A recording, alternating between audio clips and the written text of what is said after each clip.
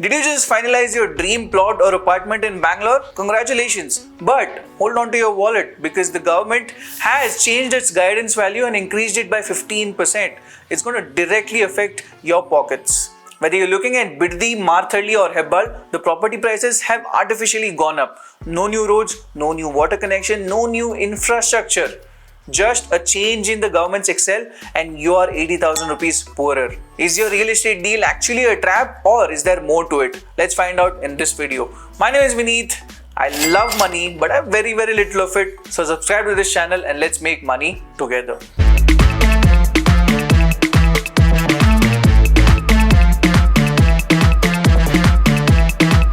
To understand this in more detail, you need to know how property registrations work in Karnataka. There are two numbers. Number one, market value. This is the price that you agree to pay the seller. That is, you agree to do a transaction with the seller. Number two is the guidance value or the SR value, which is the sub-registrar value. This is the lowest price or the base price that the government has set below which you cannot sell. And the golden rule of tax is you pay the stamp duty on whichever number is higher. The Karnataka government has a massive target of 30,000 crores of revenue this year, but they lose a lot of money because of cash component or in other words, black money. So how does the Karnataka government increase their revenue without actually changing the tax percentage? Simple.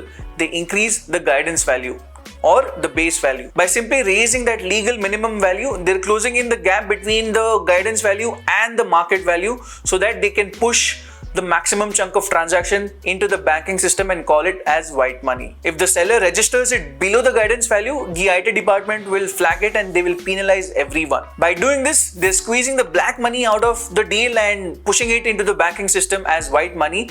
In the crossfire, the seller and the buyer are getting hit. How exactly are they getting hit? Well, let's get into Excel and discuss this further. Let's assume that you're buying a 1 crore apartment or a house in Bangalore. The price remains the same, that is 1 crore before and after the hike. Before the hike, the actual market price is 1 crore. The government value is 70 lakh rupees.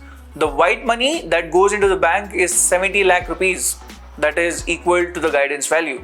The black money or the cash component is 30 lakh rupees. Now, after the 15% guidance value hike, the price of the property still remains the same. That is the deal that you closed at. But the government value has gone up to 80.5 lakh rupees. The white money that is going into the bank is 80.5 lakh rupees. The black money component has reduced from 30 lakhs to 19.5 lakh rupees. So, the government forces 10.5 lakhs more into the banking system and the cash component shrinks by 10.5 lakhs when it comes to the cash transaction that happens between the buyer and the seller. If you look at the registration costs, the basic stamp duty, which is 5%, is 3.5 lakhs.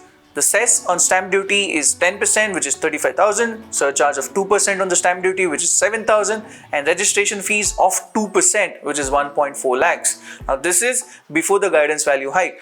After the guidance value hike, the basic stamp duty, which is again 5%, but on a different component of 80.5 lakhs, which turns out to be 4 lakh 2,500. Cess of 10%, which is 40,250. Surcharge of 8,050. Registration fee of 2%, which is 1,61,000. So the buyer pays an extra 80,000 rupees as charges and taxes. That's how, my friends, the government is sucking black money out of the deal and into the banking system. And the seller will have to pay capital gains tax on 80.5 lakh rupees and not 70 lakh rupees. Now, you as a buyer were liable to pay roughly about 5.5 lakh rupees as registration charges, taxes, stamp duty, etc.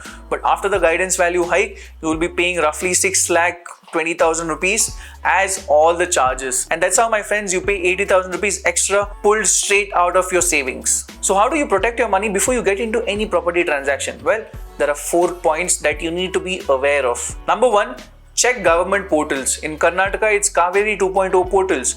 Go through it, check for the guidance value in that area where you're trying to purchase a land or a house. Do this before you pay any token advance to any broker or the seller. Number two, always ensure you have a tax buffer.